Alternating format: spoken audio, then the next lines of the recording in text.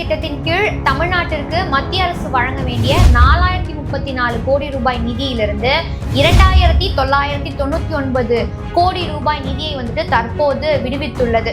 அதாவது கடந்த காலத்துல பாத்தீங்கன்னா பாஜக 100 நாள் திட்டத்திற்கான நிதியை வந்துட்டு கொடுக்கவே இல்லை, அதை கொடுப்பதற்கு மறுத்தாங்க. நீங்க ஏன் நிதி கொடுக்க மாட்டீங்க அப்படின்னு கேட்டதற்கு ஆளும் அரசு பாத்தீங்கன்னா இந்த திட்டத்தை வைத்து ஊழல் பண்ணிட்டு இருக்காங்க, அதனால வந்து நாங்க நிதி கொடுக்க மாட்டோம் அப்படின்ற மாதிரி சொல்லிட்டு இருந்தாங்க. சோ நேற்றைய வரைக்குமே பாஜக பாத்தீங்கன்னா ஊழல் நடக்குது, நாங்க நிதியை கொடுக்க மாட்டோம் அப்படிங்கிற மாதிரி சொல்லிட்டு இருந்த பாஜக தற்போது ஏன் வந்து இந்த நிதியை ஒதுக்கி இருக்காங்க அப்படிங்கிற ஒரு மிகப்பெரிய கேள்வி நமக்கு எழுந்திருக்கு. அது மட்டும் இல்லாம ஆளும் அரசு வந்துட்டு ஊழல் பண்றாங்க அப்படிங்கிற மாதிரி சொல்லிட்டு இருந்தாங்க. ஆனா தற்போது நிதியை வந்துட்டு விடுவித்திருக்காங்க. அப்போ அந்த ஊழலுக்கு மத்திய அரசும் வந்து பாத்தீங்கன்னா துணை போறாங்களா அப்படிங்கிற மிகப்பெரிய கேள்வியும் நமக்கு எழுந்திருக்கு. சோ இதை பற்றி தான் இந்த வீடியோல நம்ம விரிவா பேச போறோம். இந்த 100 நாள் வேலை திட்டம் அப்படிங்கிறது பாத்தீங்கன்னா கடந்த 2005ஆம் ஆண்டு தேசிய முற்போக்கு கூட்டணியால் உருவாக்கப்பட்டது.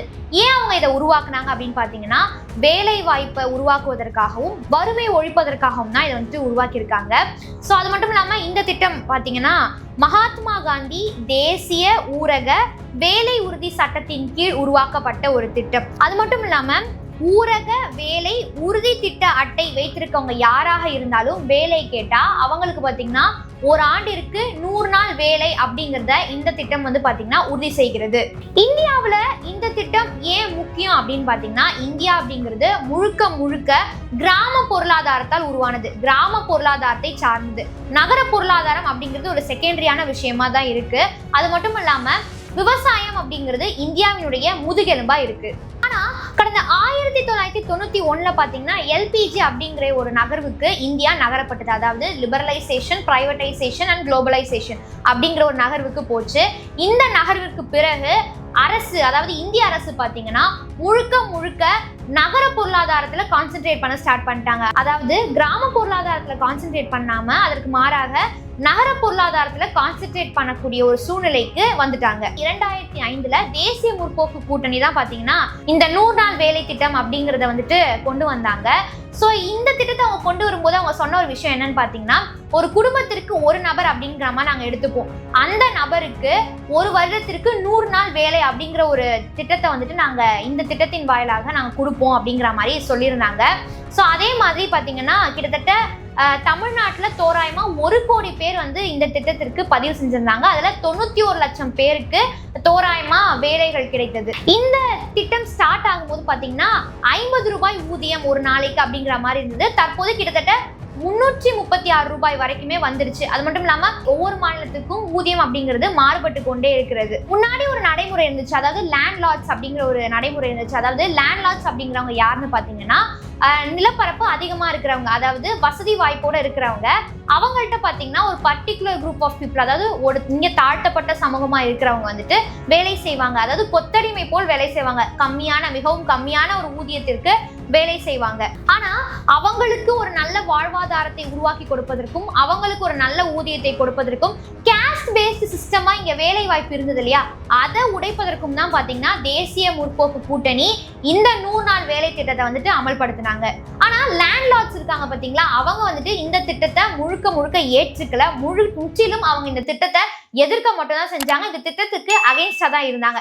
இது இப்படியே போயிட்டு இருந்த சமயத்துல தான் பாத்தீங்கன்னா 2014ல ஆட்சி மாற்றம் அப்படிங்கிறது வந்தது. அவங்களுக்கு முழுக்க இந்த 100 நாள் வேலை திட்டம் அப்படிங்கிறது பிடிக்கவே இல்லை. எனவே அவங்க என்ன பண்றாங்க அப்படின்னா இந்த லேண்ட் லார்ட்ஸ் ஒர்க் பண்ணிட்டு இருந்த மக்கள்லாம் இந்த திட்டத்தின் மூலமா அவங்களுக்கு ஒரு ஃப்ரீடம் கிடைச்சிரும், அவங்களுக்கு ஒரு தனி ஊதியம் கிடைச்சிரும், அது வந்து அவங்களுக்கு கிடைக்க கூடாது அப்படிங்கிறதுல அவங்க ரொம்பவே ஸ்ட்ராங்கா இருந்தாங்க. அப்போ அவங்க எடுத்த ஒரு ஸ்டெப் என்னன்னு பாத்தீங்கன்னா எப்படியாவது இந்த திட்டத்தை வந்து நிறுத்திடணும். அப்போ இந்த திட்டத்தை நிறுத்தணும் அப்படின்னா அதற்கு முதல்ல செய்யக்கூடிய வேலை என்னவா இருக்கும், அந்த திட்டத்திற்கான நிதியை வந்து கட் பண்றது. அதனால அவங்க என்ன பண்றாங்கன்னா நிதியை வைத்து அரசியல் செய்யறாங்க. அதாவது அந்த திட்டத்திற்கான நிதியை வந்து அவங்க வந்து கட் பண்ற ஒரு பாலிடிக்ஸ் வந்து கையில எடுக்கிறாங்க. இந்த நிதியை கட் பண்றதுக்கு அவங்க சொல்ற காரணம்னு பாத்தீங்கன்னா ஆளும் அரசு வந்துட்டு இந்த திட்டத்தை வச்சு ஊழல் பண்றாங்க, அதனால வந்து நாங்க இந்த திட்டத்திற்கு நிதி வந்து கொடுக்க மாட்டோம் அப்படிங்கிற மாதிரி காரணத்தை சொல்றாங்க.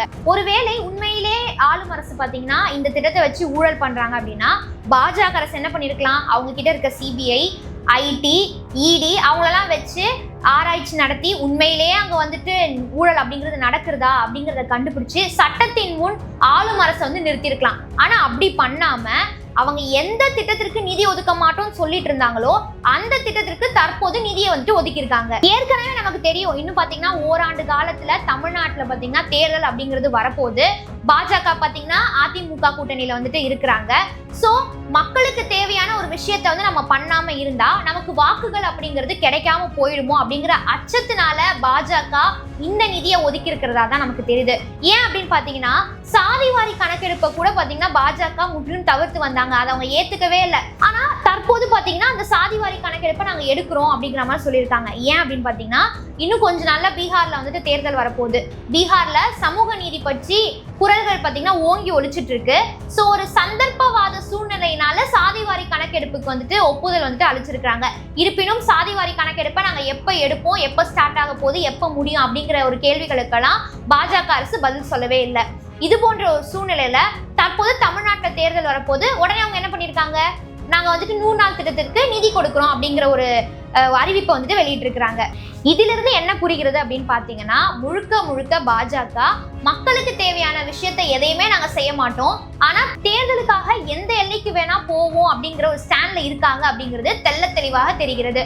மேலும் இது போன்ற அரசியல் தகவல்களையும் செய்திகளையும் தெரிந்து கொள்ள நியூஸ் போக்கஸ் தமிழுடன் இணைந்திருங்கள். நன்றி.